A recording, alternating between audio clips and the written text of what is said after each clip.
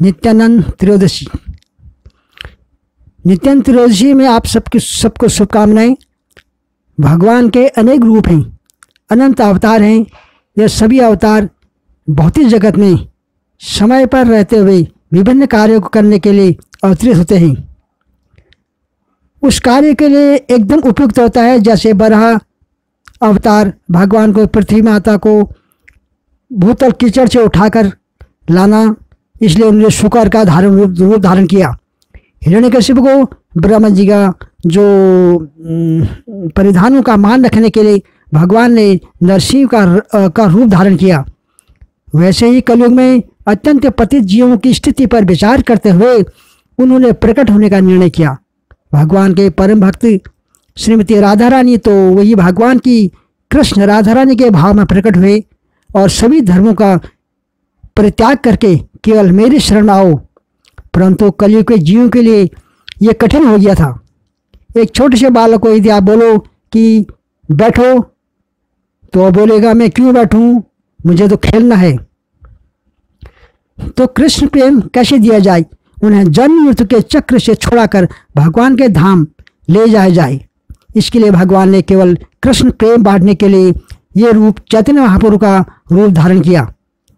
कृष्ण प्रेम पाने के लिए योग्य है या नहीं, उसकी पात्रता पर कोई विचार नहीं करते हुए, वो ये नहीं देखते, कोई भेदभाव नहीं करते हुए कृष्ण प्रेम बांटने में परम प्रिय कृष्ण प्रेम इतना आता है कि बांटने के लिए उनके शब्द भक्त उनके अनेक पार्षदों सहित अवतरित हुए हैं, जिसमें प्रमुख बलराम जी हैं। नित्यानंद प्रभु की कृपा के बिना श्री चैतन्य महाप्रभु की कृपा नहीं मिल सकती है। चैतन्य महाप्रभु के विषय में जो भी ज्ञान आज हमारे पास उपलब्ध है वो श्री नित्यानंद प्रभु की कृपा से उपलब्ध है। वो अनंत शेष हैं जिनके मुख में भगवान का यशगान अर्थात भगवान का गुणगान करने की शक्ति, उनके महिमा गाने की शक्ति बलराम जी से यानी नित्यानंद प्रभु से ही मिलती है। कृष्णदास कविराज गोस्वामी ने उनको वृंदावन जाने की प्रेरणा दी थी। आज का दिन बहुत महत्वपूर्ण है। भगवत प्रेम के इच्छुक हम जैसे सभी के लिए नित्यानंद प्रभु आदि पुरुष आदि गुरु उनके उदाहरण से बने हुए हमें शिक्षा सिखाते हैं कि किस प्रकार हमें भगवान की भक्ति करनी चाहिए। अतः भगवत प्रेम पाने के लिए चैतन्य महाप्रभु की कृपा प्राप्त करने के लिए कलयुग में जीवों का उद्धार करने के लिए श्री नित्यानंद प्रभु की कृपा अति आवश्यक है।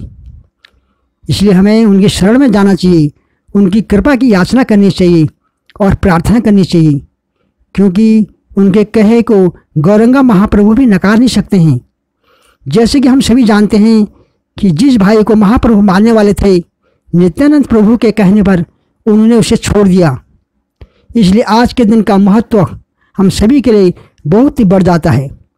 साथ ही नित्यानंद प्रभु अलग अलग तरीके से भगवान की सेवा करते हैं।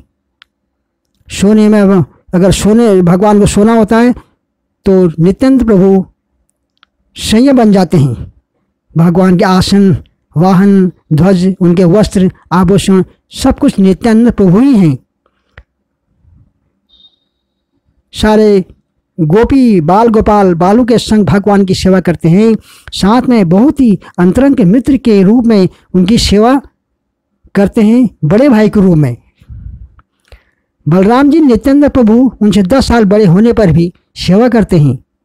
लक्ष्मण जी का उदाहरण मिलता है। वनवास के टाइम में वे सोए नहीं। 14 साल के वनवास में 11.5 साल उन्होंने चित्रकूट में बिताया। चित्रकूट में एक लक्ष्मण पहाड़ी है, उस पहाड़ी की चोटी में जाकर वहाँ से अलर्ट रहते हैं। वह सेवा करते हैं कि कोई असर ना आ जाए, कोई जंगली जानवर ना आ जाए। कृष्ण से चतुर्भुज, उसमें बलराम, प्रद्युम्न, अनिरुद्ध और नारायण का विस्तार होता है। महाविष्णु असंख्य ब्रह्मांड उनसे निकलते हैं और उनमें समाते हैं। असंख्य ब्रह्मांड आते हैं, नष्ट होते हैं। फिर महाविष्णु कमल के नाल से ब्रह्मा जी प्रकट करते हैं जो सृष्टि की रचना करते हैं। और असंख्य ब्रह्मांड में फिर गर्भोदय विष्णु प्रवेश करते हैं और हर ब्रह्मांड में जितने जीव हैं उनमें क्षीरोदशाई विष्णु के रूप में यानी परमात्मा पालनहार के रूप में प्रवेश करते हैं। ये सारे बलराम जी ही करते हैं।